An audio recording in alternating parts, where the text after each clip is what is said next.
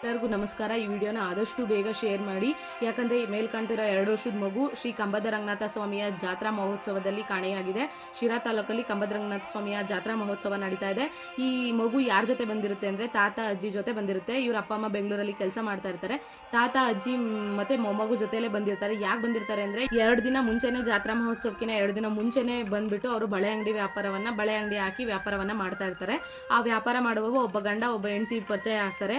ಈ ಪರಿಚಯ ಆದಮೇಲೆ ಅವ್ರ ಜೊತೆ ಚೆನ್ನಾಗಿ ಸಲಿಗೆಯಿಂದ ಮಾತಾಡ್ತಾ ಅವರು ಮಾತಾಡ್ತಾ ಚೆನ್ನಾಗಿ ಸಲಿಗೆ ಬೆಳೆಸ್ಕೊಂಡಿದ್ದಾರೆ.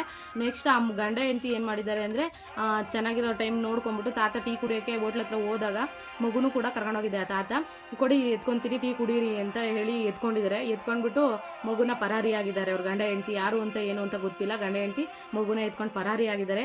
ಅವರು ಎಲ್ಲಿ ಏನು ಅಂತ ಗೊತ್ತಿಲ್ಲ. ಅವ್ರ ಫೋಟೋ ಆಗಲಿ ಅವ್ರ ಭಾವಚಿತ್ರ ಆಗಲಿ ಅವ್ರದ್ದು ಏನು ಐಡೆಂಟಿಫೈ ಇಲ್ಲ.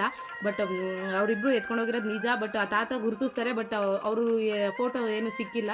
ಹಾಗಾಗಿ CC ಕ್ಯಾಮ್ರಾ ಬಳಕೆ ಅಂತೂ ಅಲ್ಲಿ ರೋಡಲ್ಲಿ ಇಲ್ಲ. ಹಾಗಾಗಿ ಅವ್ರು ಯಾರು ಎತ್ಕೊಂಡೋಗಿರೋದು ಏನು ಅಂತ ಗೊತ್ತಿಲ್ಲ. ಗಂಡ ಒಬ್ಬ ಹೆಂಡತಿ ಮಗುನ ಎಸ್ಕೇಪ್ ಮಾಡಿದ್ದಾರೆ.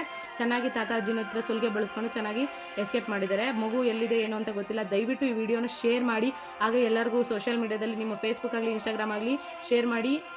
ಒಬ್ಬರಿಗೆ ಹೆಲ್ಪ್ ಆಗುತ್ತೆ. ಆ ತಂದೆ ತಾಯಿಗೆ ಮಗು ಸಿಕ್ಕೋ ಹಾಗಾಗುತ್ತೆ. ದಯವಿಟ್ಟು ಶೇರ್ ಮಾಡಿ ಅಂತ ಕೇಳ್ಕೊತೀನಿ. ನಿಮ್ಮ ವಾಟ್ಸಪ್ ಗ್ರೂಪ್ಗಳೆಲ್ಲ ಶೇರ್ ಮಾಡಿ, ಸ್ಟೇಟಸ್ಗಳಿಗೆ ಹಾಕೊಳ್ಳಿ.